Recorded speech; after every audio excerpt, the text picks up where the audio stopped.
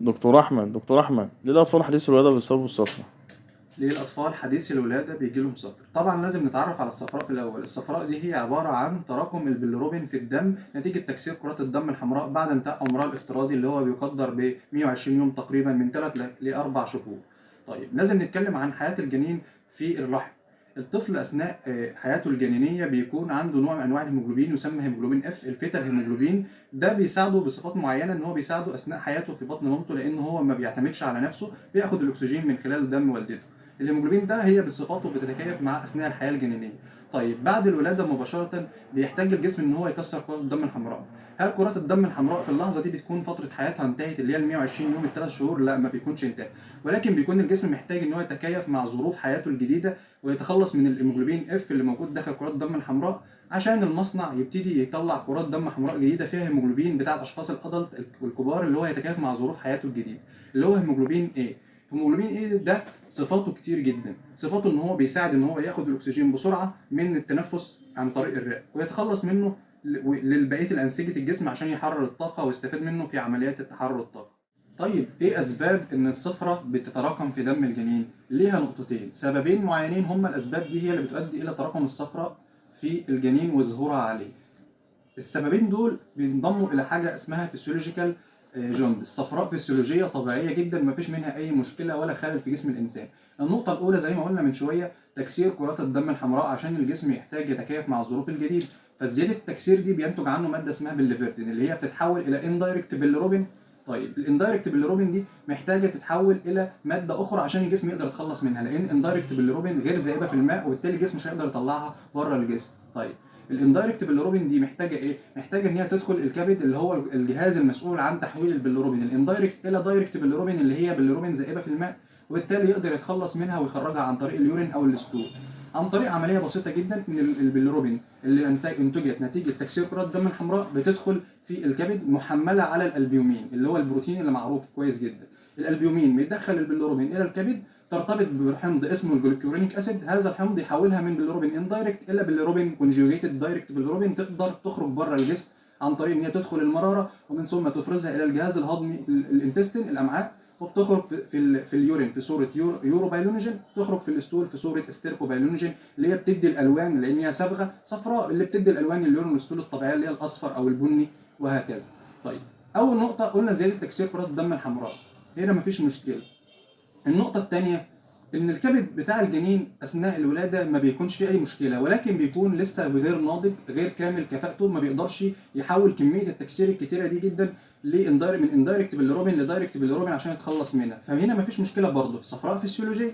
فبالتالي عدم قدرة الكبد على تحويل الصفراء الاندايركت إلى صفراء دايركت مع زيادة التكسير الكتير عشان أحول الهيموجلوبين الاف إلى هيموجلوبين ايه اللي هيساعده في حياته الجديدة، يؤدي الى تراكم البيليروبين في جسم الجنين وبتظهر على هيئه اعراض زي ما قلنا من شويه برضو اللي هي اصفرار الجلد او اصفرار العين. طيب الصفراء الفسيولوجيه دي بتظهر امتى؟ بتظهر من بدايه اليوم الثاني حتى اليوم الرابع، مفيش منها مشكله لو ظهرت خلال اليومين الثاني او الرابع زي ما قلنا. اسباب طرق علاجها ايه؟ التحليل التوتال بالروبين والدايركت بالروبين وتحاليل البيليروبين عامه لو كانت النسبه بسيطه الجسم بيقدر يتخلص منها خلال اسبوع 10 ايام عن طريق ان انا بزود عمليات الرضاعه بشكل طبيعي جدا، بتساعد على الجسم ان هو يخرجها في اليورين والستول بصوره طبيعيه. لكن لو النسبه علت شويه عن القدر المسموح به وصلت 13 14 نبتدي الدكتور ممكن الطبيب المعالج يوجهك ان انت تعمل حاجه اسمها فوتوثيرابي، علاج ضوئي. زي ما كلنا عارفين في جهاز زي الحضانات جهاز ضوئي اللي عباره عن موجات ضوئيه، الموجات الضوئيه دي عمليتها ايه؟ ان هي عباره عن ضوء بطول موجي معين بيكسر الصفراء دي عن طريق ان هو الضوء بيخترق الجلد فيكسر الصفراء الاندايركت اللي هي ما تقدرش تخرج بصوره طبيعيه، بيسهل لك ان هي تتكسر وتتحول الى بالروبين مباشره، فبالتالي الجسم يقدر يتخلص منها، ودي فكره الجهاز الضوئي. طيب دي الحالة الطبيعية الفسيولوجية وقلنا كل أسبابها وقلنا طرق علاجها البسيطة والطفل بيتعافى منها ومفيش أي مشكلة. هل في حالات مرضية ممكن الطفل تؤدي إلى حدوث البيليروبين زي ما قلنا من شوية؟ في حالات، بعض الحالات المرضية تؤدي إلى حدوث الجوندس اللي هي الصفراء عند المواليد حديث الولادة النيونيتس. إيه الأسباب دي؟ أول سبب ممكن يكون الانكومباتيبيليتي في حالات الفصائل، يعني في عدم توافق بين فصيله الام وفصيله الجنين، زي في حالات الار اتش اللي هو الام مثلا تكون الار اتش بتاعها مثلا نيجاتيف والجنين بيكون الار اتش بوزيتيف. دي فصائل بيكون في خلل في الفصائل من بعض، فالجسم الام بيكون اجسام مضاده، بعضها بينتقل لدم الجنين من خلال المشيمه، وبعد الولاده الاجسام المضاده دي بتكسر كرات الدم الحمراء فتؤدي الى حدوث البيليروبين. بس هنا حاله مرضيه، ليه؟ لان التكسير هنا حدث بسبب وجود اجسام مضاده. ده سبب. ممكن يكون اسباب في امراض في الكبد نفسها، لان احنا قلنا الكبد له دور معين ان هو بيتخلص من البيليروبين عن طريق تحويل الاندايركت بيليروبين الى دايركت بيليروبين اللي بيقدر يخرج من بره الجسم. طب ده سبب تاني. ممكن في اسباب تانية، ممكن في اسباب تانية. في حاله اسمها كريجلر ناجار سيندروم. المتلازمه دي، متلازمه كريجلر ناجار سيندروم دي، بيحصل فيها خلل وراثي. هي حاله نادره بيحصل خلل وراثي بيؤدي الى نقص انزيم يسمى يو دي بي. الانزيم ده له دور في عمليه التحويل من البيليروبين الغير مباشر للاندايركت الى بيليروبين مباشر. نقص الانزيم ده بيؤدي الى عدم عمليه التحويل بالقدره الكافيه، وبالتالي برضه هيؤدي الى تراكم البيليروبين. وممكن الطفل ده بيعيش طول عمره بالحاله دي، بالمتلازمه دي، ما بيحصلوش اي اعراض ولا اي امراض، غير ان هو بيكون عنده نسبه بيليروبين بسيطه لا تتعدى 2.5 3 مللي جرام بر ديسيليتر. النسبه دي ما بتاثرش عليه، ما يكونش فيه اي اعراض ولا الام غير اصفرار بسيط، ما فيش منها اي مشكله. طب ممكن يكون في اسباب مرضيه ثانيه؟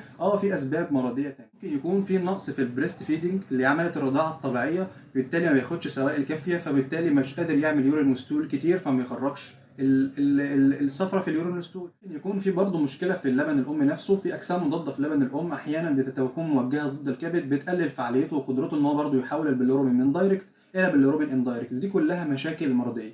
طيب الحاله دي بتشخص ازاي عمليا؟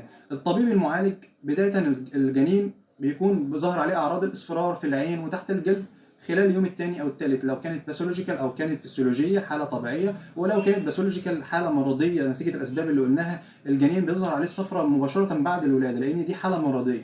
طيب الطفل محتاج يعمل تحاليل زي البيليروبين توتال ودايركت بيليروبين ونشوف نسبتها. ممكن الطبيب برضو المعالج بيطلب بعض التحاليل الاخرى زي تحاليل صوره الدم عشان يتاكد ان في تكسير ولا مفيش تكسير، لان في حالات اللي هي انكومباتيبيليتي في الفصائل بيحصل هيموليتيك انيميا، تكسير في كرات الدم الحمراء تؤدي الى انخفاض في الهيموجلوبين زي ما قلنا قبل كده، انيميا.